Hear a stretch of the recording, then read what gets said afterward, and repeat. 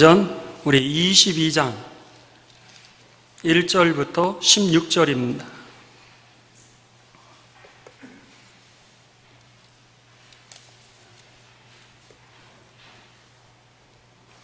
우리 저하고 여러분들 다 같이 한 목소리로 우리 함께 봉독하도록 하겠습니다. 부형들아, 내가 지금 여러분 앞에서 변명하는 말을 들으라. 그들이 그가 히브리 말로 말함을 듣고 더욱 조용한지라. 이어 이르되 나는 유대인으로 길리기아 다소에서 났고 이 성에서 자라 가말리엘의 문화에서 우리 조상들의 율법에 엄한 교훈을 받았고 오늘 너희 모든 사람처럼 하나님께 대하여 열심히 있는 자라.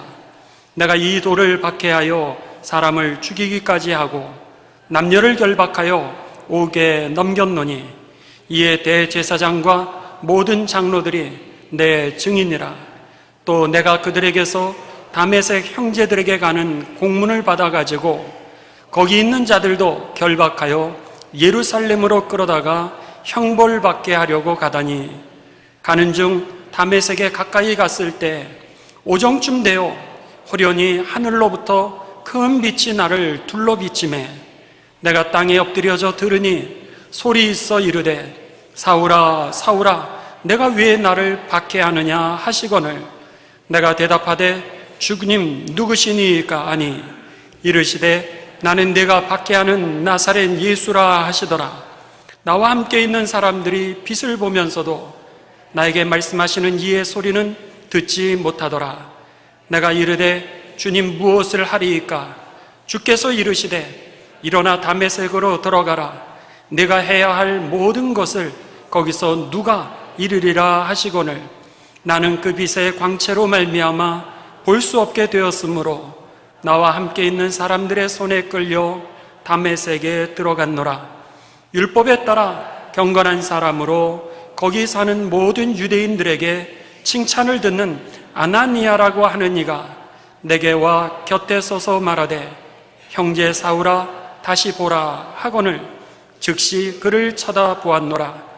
그가 또 이르되 우리 조상들의 하나님이 너를 택하여 너로 하여금 자기 뜻을 알게 하시며 그 의인을 보게 하시고 그 입에서 나오는 음성을 듣게 하셨으니 내가 그를 위하여 모든 사람 앞에서 내가 보고 들은 것에 증인이 되리라.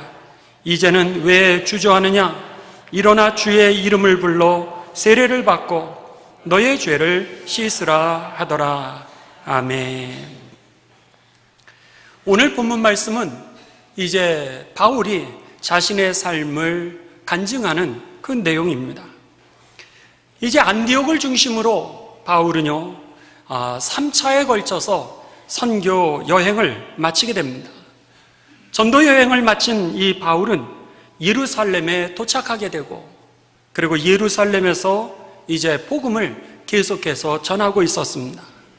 하지만 예수님을 죽였던 그 극단적인 유대주의자들이 그 못마땅한 거예요.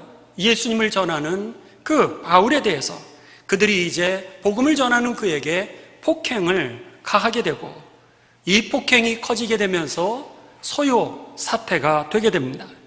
결국 폭행과 이 소요 사태가 일어나게 되자 로마의 군대가 이제 등장하게 되었고 그리고 이 로마의 군대의 출정과 더불어서 그 지휘관이었던 천부장이 이 사태의 소요 사태의 원인을 신문하고자 바울을 체포하게 됩니다. 그리고 나서 로마 군대의 진영으로 이 바울을 지금 데려갑니다.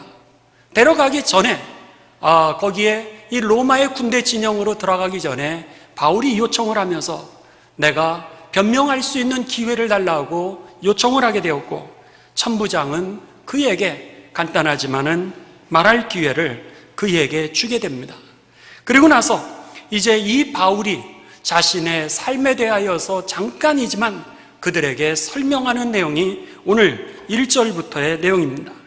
1절에 보시면 부형들아 그랬습니다.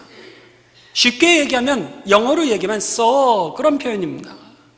사랑하는 형제 여러분, 자매 여러분, 그런 겁니다. 존경하는 여러분. 그러면서 이제 나의 지금부터 여러분들에게 제가 왜 복음을 전하게 되었는지, 왜 예수님을 전하게 되었는지 여러분 그 말씀을 전해드리겠습니다. 그러면서 잠깐의 시간에 그는 자신의 삶을 돌이키는 그런 간증을 그가 하게 됩니다. 그리고 나서 그는 이제 그 간증을 할 때 어떤 언어를 하게 되냐면, 여기에 2절에 보면 그가 히브리 말로 말함을 듣고 더욱 조용한지라. 사람들이 바울이 히브리 언어를 얘기를 하니까 갑자기 다 쥐죽은 듯이 조용하기를 시작했습니다.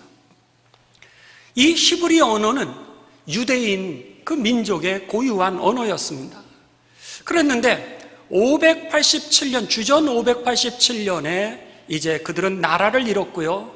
그리고 이 333년에 알렉산더가 죽을 때 그 알렉산더가 세계를 제패하면서 그리고 나선 전 세계의 언어를 갖다가 헬라어로 통일을 시켰습니다. 그리고 나서 지금 예수님과 바울이 살던 시대는 예수님이 30년, 주후 30년, 바울이 살던 시대는 주후 50년경입니다. 그러니까 주전 313년경부터 시작해서 주후 30년까지니까는 무려 350년 정도가 지난 겁니다. 그렇다면 한 세대를 갖다가 우리가 이 30년으로 잡는다면은 10세대가 이미 지나가고도 남은 겁니다.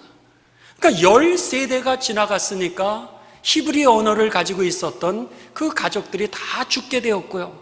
그 이후로 이 알렉산더로 인하여서 전 세계가 헬라 언어를 쓰게 되면서 이제 유대인들도 10대가 지나고 나니까는 다 헬라 말을 쓰기를 시작했습니다. 그들은 히브리 언어를 잃어버리게 되었기 때문에 성경, 창세기, 출애굽기, 레위기, 민수기, 신명기, 율법서라고 하는 이 모세오경조차도 그들은 헬라 언어로 이제 바꿔서 성경을 읽었습니다. 그것을 갖다가 코인의 헬라어다. 그 당시에 쓰였던 그 공통 헬라어를 코인에다 이렇게 부릅니다. 그 코인의 헬라어를 쓰는 사람들이었어요.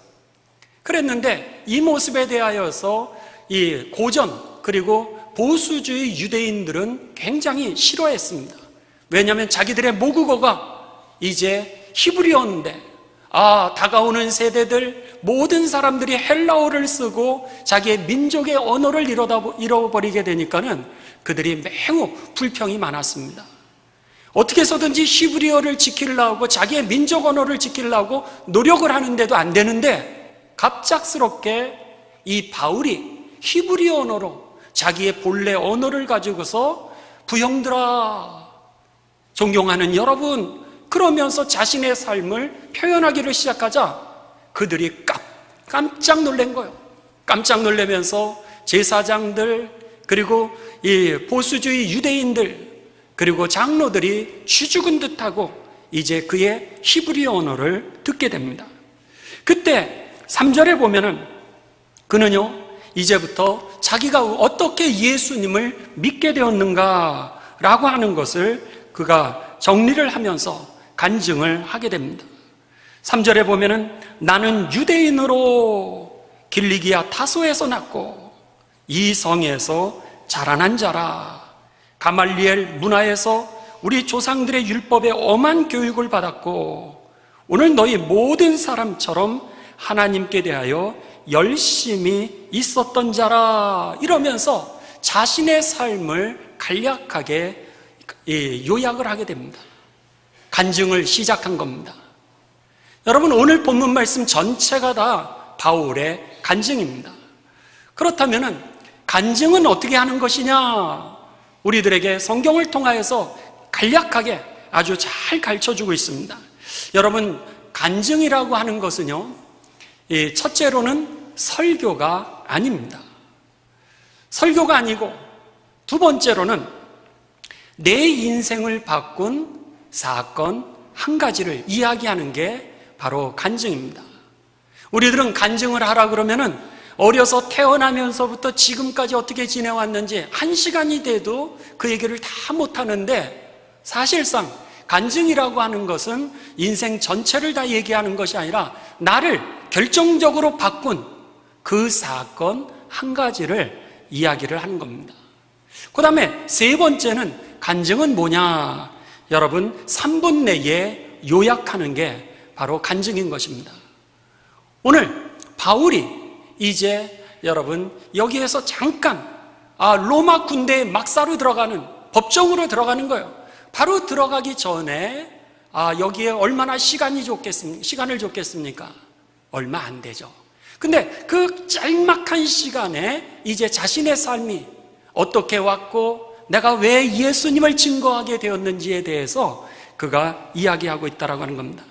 자, 여러분들 한번 화면을 다시 열어주시죠. 간증이란. 자, 우리 한번 외워보도록 하겠습니다. 1번, 그러면 여러분들이 아시죠? 간증이란 1번, 2번, 내 인생을 바꾼 사건 한 가지다. 3번, 3분 내에 요약하라. 이게 중요합니다. 간증은 설교가 아니고 간증은 내 인생을 바꾼 사건 한 가지를 얘기하는 것이고, 그리고 3분 내에 요약하는 겁니다. 그러면은 3분 내에 어떻게 요약할까라고 하는 간증을 요약하는 방법입니다. 첫째는 내가 과거에 어떤 사람이었는가라고 하는 것을 이야기하는 겁니다. 내가 과거에 어떤 사람이었나. 그 다음에 두 번째로는 내가 어떻게 예수님을 믿게 되었나. 지금 내가 어떻게 변했는지 그 얘기를 하는 거예요. 그 다음에 세 번째는 내가 앞으로 어떻게 살아갈 것인가. 즉 어떤 말씀을 붙들고 내가 남은 생에 살아갈 것인가를 이야기하는 것이 바로 3분 내에 간증하는 그런 방법인 것입니다. 자, 간증 3분 내에 하는 방법이 뭐라고요? 첫 번째는 과거에 내가 어떤 사람이었나. 그 다음에 두 번째는 내가 어떻게 예수님을 믿게 되었나. 세 번째는 앞으로 어떻게 살 것인가, 어떤 말씀으로 내가 살아갈 것인가 라고 하는 게 이 간증을 하는 방법 중에 하나요. 또 요약 3분 내에 할 수 있도록 이렇게 하는 방법인 것입니다. 자, 오늘 본문 말씀이 바로 이 순서대로 되어 있습니다. 먼저 3절을 보십니다. 3절을 보시면은 나는 이제 뭐라 그랬어요? 유대인이면서 길리기아 다소에서 태어난 사람입니다. 그렇게 표현합니다. 길리기아 다소에서. 이런 얘기는 뭐예요? 나의 삶 자체가 이미 로마 시민권을 가지고 있는 사람입니다. 그런 뜻이죠. 길리기아 다소라고 하는 것은 로마의 큰 점령지 중에 큰 도시 중에 하나입니다. 정치와 철학과 그리고 문화의 그 중심지 중에 그게 하나였습니다. 근데 거기 출신이라고 하는 얘기 자체는 한마디로 이야기하면 나는 철학가입니다. 이렇게 얘기하는 거와 거의 동일합니다. 그 다음에 두 번째로는 가말리엘 문화생입니다. 이렇게 얘기를 하죠. 가말리엘 문화생이라고 하는 것은 여러분 자신의 학문적 배경을 갖다가 정리하고 있는 겁니다. 그러니까 나는 지성인이라고 하는 그런 뜻이에요. 그 당시에 최고의 학문을 경험한 그런 지성인입니다. 이게 바로 두 번째고요. 세 번째는 우리 조상의 험한 교훈을 받았던 사람입니다. 자신이 어떤 사람이라고요? 율법가라고 하는 거예요. 법률가라고 하는 그런 얘기입니다. 그러니까 내 삶 자체는 이미 율법에 정통한 그런 법률가요. 나는 지성인이요. 그리고 철학가입니다. 그런 얘기요. 그 다음에 더 나아가서 여러분들처럼 하나님께 대하여 내가 열심히 있는 자였습니다. 이게 뭐예요? 행동하는 지성인이었습니다. 라고 하는 그런 표현이죠. 그러니까는 오늘 그는 자신의 삶을 갖다가 그냥 한 문장으로 요약을 하고 있습니다. 자신의 출생 배경 한마디로 하는 거예요. 나는 길리기아 다소 출신. 자신의 이제 학문적 배경 가말리엘 문화생. 그리고 나서 그는 내가 엄격한 유대주의에 정통한 자라고 그렇게 한 줄로 얘기를 하는데 여러분 그게 그의 과거의 삶을 한 번에 보여주는 내용이었다라고 하는 겁니다. 여러분들은 과거에 예수님을 믿기 전에 어떤 삶을 사셨습니까? 여러분들이 어떤 분인지 여러분 예수님을 믿기 전에 한 문장으로 1분 안에 이렇게 표현을 해야 될 텐데 여러분 정리가 되셨습니까? 예를 들면 그런 겁니다. 저희 어머님 가정이 불교 중에 상불교 가정이었습니다. 스님이 늘 와서 주무셨으니까. 그런 가정에 어머니는 예수님을 믿게 되었고 그러고 나서 목회자와 결혼하게 됐습니다. 그러니까 그냥 스님이 와서 늘 주무시던 가정, 이렇게 얘기하면은 그때 과거가 얼마나 불교에 심취해 있었나 라고 하는 것을 쉽게 알 수 있죠. 그런데 예수님을 만나 이제는 목회자의 사모가 되었습니다. 그러면 한마디로 이제 알 수 있는 것과 똑같다라고 하는 겁니다. 여러분, 오늘 우리들의 삶도 이렇게 정리가 되어야 됩니다. 우리들의 삶이 정리가 되어 있지 않으면 우리들이 무슨 복음을 전하려고 해도 다른 사람이 잘 이해하지 못하게 됩니다. 그런데 정리된 사람이 이야기를 하면은요, 사람들이 쏙쏙 이렇게 귀에 들어오게 되죠. 그러면서 이 길지 않은 시간인데도 불구하고 무려 한 문장인데도 불구하고 이 바울은 복음을 전하는데 복음을 전할 때마다 제자가 일어나게 되고요, 그 복음을 전할 때마다 교회가 세워지게 되었다라고 하는 것입니다. 여러분 기억하십시오. 우리가 정리가 되어 있지 않으면 이 말 저 말은 많이 하고 간증하고 싶은 거는 많은데 사람들에게 변화는 일어나지 않는다는 사실, 그런 면에 있어서 저와 여러분이 어떤 사람이었는지 한마디로 여러분 정리된 그리스도인이 되셔서 복음의 능력을 갖게 되시기를 주님의 이름으로 축원합니다. 바울은요, 자기의 지나온 인생을 갖다가 이제 이야기하면서 자기의 이력을 이야기하게 됩니다. 여러분, 내가 지금 예수님을 믿게 되었는데 과거에 내가 어떤 사람인지 그것에 대해서 이력서를 그는 쉽게 그들에게 표현하고 있습니다. 이게 바로 우리들의 이력서를 사용하는 방법입니다. 저에게 그리고 여러분들에게 하나님께서는 좋은 경험들을 주셨습니다. 학벌도 주셨고요, 아니면 자격증도 주셨고 여러 가지 경험들도 주셨습니다. 그런데 하나님께서 우리들에게 이 지성을 주시고 우리들에게 여러분 경험을 주시고 그리고 자격증을 주신 이유는 뽐내려고, 나를 갖다가 다른 사람 앞에 드러내려고 주신 것이 아니라고 하는 겁니다. 우리들에게 주신 학벌과 우리들의 이력이라고 하는 것은 여러분 복음을 전하기 위해서 사용되는 도구가 되시기를 주님의 이름으로 축원합니다. 그때 쓰는 겁니다.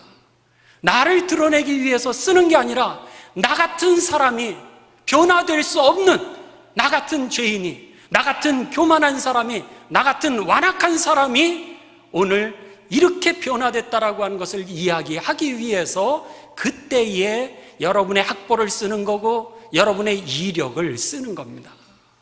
교만을 위해서 주신 것이 아니라고 하는 거죠. 언젠가 이제 우리 교회 권사님 중에 한 분이 이런 간증을 하셨습니다.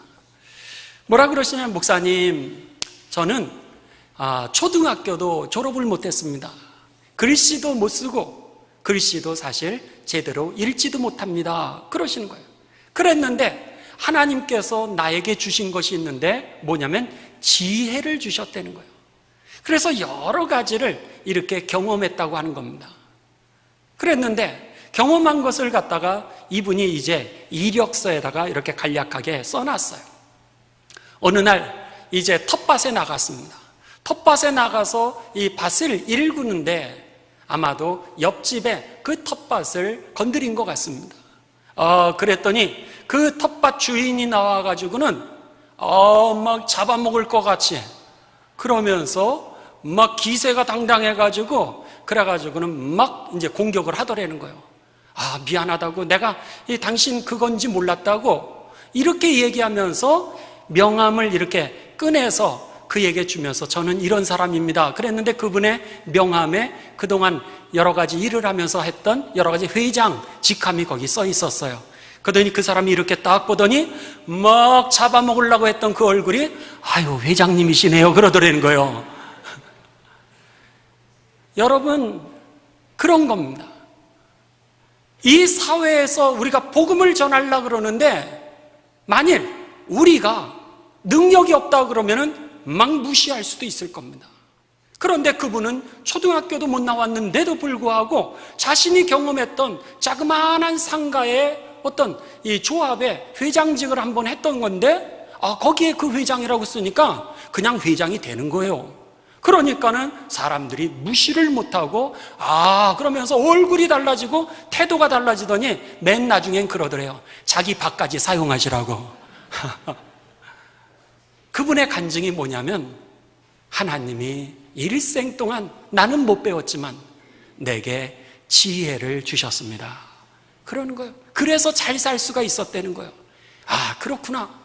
그러니까 여러분이 가지고 있는 학벌, 여러분이 경험하셨던 그 경험, 여러분이 가지고 계시는 그런 여러 가지 여러분 기술의 자격증은 그때 쓰는 겁니다. 약한 자들에 대해서 내가 허리에 손을 들고 막 손가락질하기 위해서, 갑질하기 위해서 우리들에게 학벌과 우리들에게 자격증을 주신 것이 아니라 평상시는 겸손하되 여러분 하나님의 일을 할 때 이렇게 좋은 사람인데 이런 사람이구나, 이런 사람도 예수님을 믿네, 이렇게 될 수 있는 저와 여러분의 지혜로운 삶이 되시기를 주님의 이름으로 축원합니다. 그런 면에서 어떤 목사님은 여러분 할 수 있는 한 많이 공부하려는 거요, 할 수 있는 한 많은 것을 배우려는 거요, 할 수 있는 한 많은 자격증을 따려는 거요. 그리고 나서 그거를 교만하게 사용하지 말고 겸손하게 하나님의 일을 위하여서 보여주고 쓰려는 거요. 여러분 오늘 바울이 그런 겁니다. 내 인생이 어떤 인생이냐, 이것에 대하여서 그는 간략하게 자기의 이력을 소개하는데 그냥 한 번에 끝나는 거예요. 그러면서 그는 내가 이런 사람이었는데 그리고는 내가 이렇게 변화된 겁니다. 그렇게 고백합니다.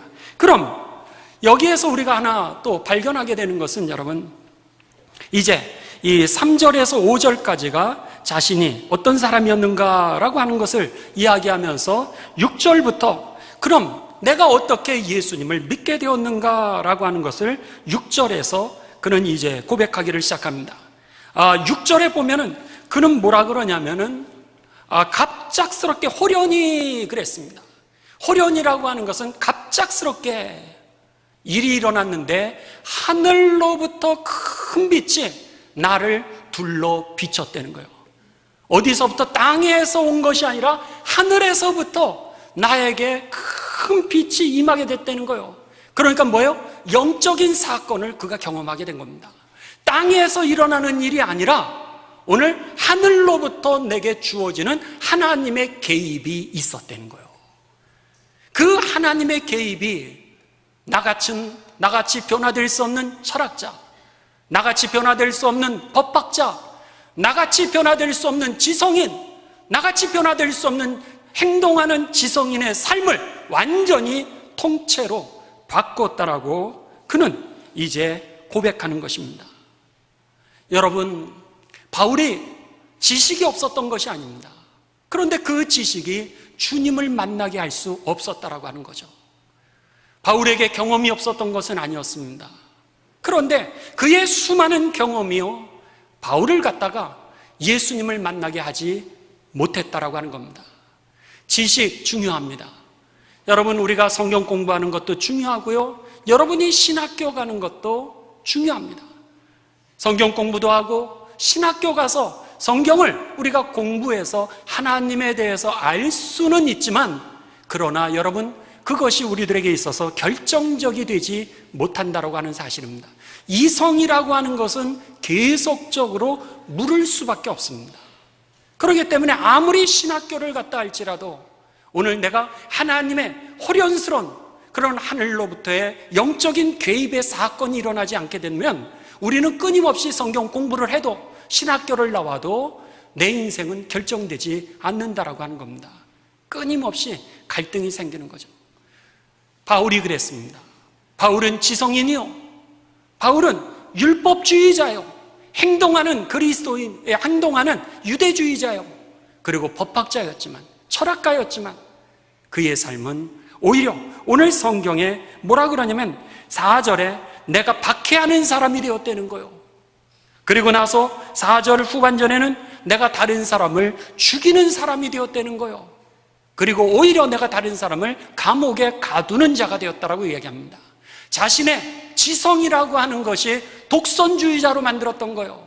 수없이 많았던 나의 경험이라고 하는 것이 나를 갖다가 다른 사람을 정죄케 하는 그런 독선주의자로, 이기적인 존재로 나를 바꾸어 버렸던 겁니다. 그래서는 다른 사람을 핍박하기 시작합니다. 다른 사람을 죽이는 것이 진리라고 생각했고, 나와 다른 그들을 갖다가 감옥에 쳐넣는 것이 진리라고 그렇게 생각을 했던 겁니다. 그랬던 내가 하나님의 초자연적인 개입을 통하여서 이제 바꿔졌다는 거예요. 여러분, 오늘 예수님을 만나는 그런 체험을 갖게 되시기를 주님의 이름으로 축원합니다. 하나님이 개입하셔야 나 같은 인생이 달라지게 되는 겁니다. 은혜가 아니면은 여러분, 우리들은 달라질 수가 없는 거예요. 그래서 바울은 하나님의 은혜를 받고 그러면서 하나님이 하셨다라고 그렇게 간증하는 거고요. 그리고 찬송가에 보면 여러분, 은혜 받은 사람의 간증이 뭐예요? 찬송가 310장에 보면 하나님의 은혜로 나같이 쓸모없는 자 오늘 이렇게 되었다는 거예요. 내 모든 형편을 누가 알고 계시다고 그렇게 고백을 해요? 하나님이 알고 계시다는 거예요. 은혜 받게 되시기를 주님의 이름으로 축원합니다. 아니, 목사님, 은혜 받고 싶지 않은 사람이 어디 있겠습니까? 아니, 목사님, 예수님 만나기를 원치 않는 사람이 어디 있겠습니까? 우리는 그렇게 물을 수 있습니다. 여러분, 정말입니까? 여러분들이 그렇게 사모하셨습니까? 그게 중요합니다. 사모하는 자에게 하나님은 찾아오시게 되어 있습니다. 그런데 중요한 것은 우리가 예수님을 만나기를 원해도 마음은 예수님을 만나기를 원하는 사모함은 있지만 실제로 우리들은 사모하지 않았던 적이 여러분 얼마나 많은지 모릅니다. 우리들은 사모한다라고 착각했던 거예요. 그 착각 속에 내가 그냥 예배드리고 내가 그냥 건성으로 기도하고 내가 건성으로 성경 말씀을 보니까 오늘 우리들의 믿음이라고 하는 것은 계속적인 이성적인 접근 속에서 경험이 안 되어지는 거예요. 그런데 오늘 본문 말씀에 보면은 이 바울은요, 여기 호련히 하늘로부터 빛 같은 것이 나를 둘러쌌다라 그랬습니다. 그러니까 영적인 시각적인 사건이 그에게 있었던 거예요. 그리고 나서 이제 5절 이후로 6절 이후로 보게 되면 7절에 내가 땅에 엎드려졌다는 거예요. 그랬는데 소리를 듣게 됩니다. 7절에 사울아 사울아 네가 왜 나를 박해하느냐. 이번에는 청각적인 영적 사건을 경험합니다. 앞에서는 시각적인 영적 사건을 경험하고 두 번째로는 청각적인 영적 경험을 하게 됩니다. 또 이런 적도 있습니다. 여기 오늘 본문에는 나와 있지 않지만 영적인 여러분 후각적인 사건을 경험하는 분들이 있습니다. 어떤 거냐면 그냥 깨끗한 거예요. 깨끗하고 그냥 멀쩡한데 그냥 영적인 썩은 냄새가 이렇게 나는 거예요. 그분이 양치질을 안 해가지고 그 입냄새가 나는 게 아닙니다.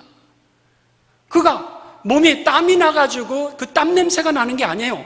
그런데 그하고 얘기하는데 너무너무 깨끗한 환경인데도 불구하고 내게 영적인 썩은 냄새가 나는 거예요. 이걸 영적인 후각적 사건이다 이렇게 얘기합니다.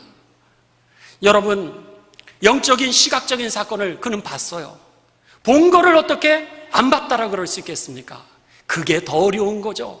본 것은 봤다라 그럴 수밖에 없고 다른 사람이 아무리 말려도 내가 봤다라고 그렇게 얘기하는 그게 증인인 거죠. 들은 거예요. 들었는데 여러분 들었다고 얘기하지 않겠습니까? 안 들은 것을 갖다가 들었다라 그랬을 때는 거짓말이 되어서 자꾸 앞뒤가 안 맞는 거예요. 그런데 분명하게 들은 거예요. 그러니까 똑같은 거예요. 전에 얘기했던 거, 오늘 얘기하는 거, 앞으로 얘기할 것도 똑같은 거예요. 왜? 본 거, 들은 거니까. 냄새 맡은 것도 마찬가지예요. 다른 사람들은 이해를 못하는데 나는 냄새가 나는 거예요. 그러니까 그 냄새를 얘기를 하게 되는 거죠.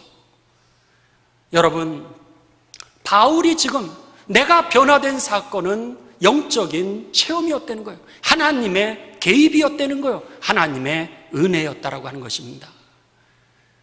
여러분들은 오늘 어떻게 변화되셨습니까?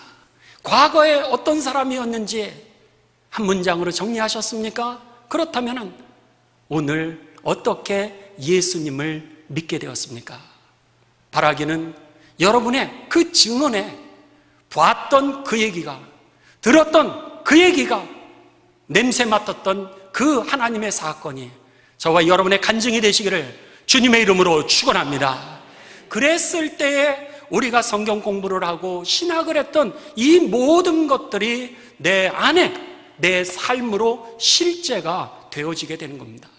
어느 상황 속에서도, 어느 조건 속에서도 흔들리지 않게 되는 것이죠.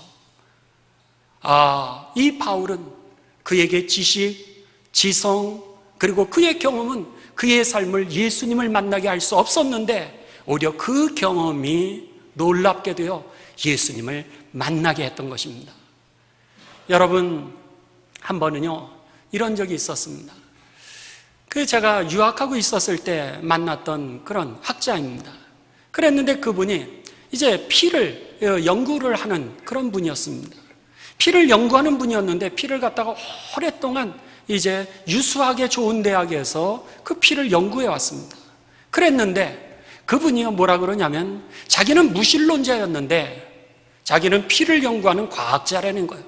근데 피의 세계를 딱 들어가 보니까 피 한 방울인데 이 세계에 들어가니까 놀랍게도요, 그 세계가 우주도라는 거예요. 그러니까는 자기는 그 모습을 보면서 인간은 여기에 피 한 방울조차도 알 수 있는 능력이 없다라고 하는 걸 깨닫고요, 그 피 한 방울 속에 있는 그 우주를 보면서 이거는 하나님이 창조하시지 않았으면은 이것은 만들 수가 없다라고 하면서 그는 결국 예수님을 영접하게 되었습니다. 또 한 사람을 만났습니다. 또 한 사람은 물리학자였어요. 그분은 피를 연구하는 사람이었고 이 사람은 물리학자였습니다. 그랬는데 물리학자인데 이 물리학자가 뭐라 그러냐면 자기는 물리를 공부하면 할수록 과학자가 하나님을 인정하지 않는다면 그 사람은 가짜 과학자라는 거예요. 과학이라고 하는 것을 하면 할수록 여러분 아는 게 없고요, 하나님을 인정할 수밖에 없다는 거예요. 만일 우리가 여러분 조그마한 지식으로 하나님을 갖다가 인정하지 않는다면 그거는 교만한 거요, 제대로 학문의 세계를 들어가 보지 못한 것입니다. 박사학위를 가지고 계십니까? 박사학위 따고 나서 결론이 뭡니까? 내가 아는 게 없다는 거예요. 내가 아는 게 하나도 없다는 결론이 결국 박사학위의 결론인 것입니다. 그러니까 벼는 익을수록 고개를 숙이게 돼 있는 것이죠. 오늘 여러분, 바울이 그 주님의 개입을 통하여서 그의 인생이 달라지게 되었습니다. 나 같은 인생 어떻게 달라질 수 있겠습니까? 내 힘으로는 도저히 여러분 변화되지 않습니다. 우리들의 가족, 여러분 어떻게 변화될 수 있겠습니까? 내 힘으로는요 도저히 불가능합니다. 남는 거는 상처요, 그리고 나중에는 가족들하고 싸우기만 하면서 황량해지는 영성이라고 하는 겁니다. 황폐해지지 마십시오. 여러분 기도하시기를 주님의 이름으로 축복합니다. 주님이 개입하셔야 되고 하나님의 은혜로 되어지는 겁니다.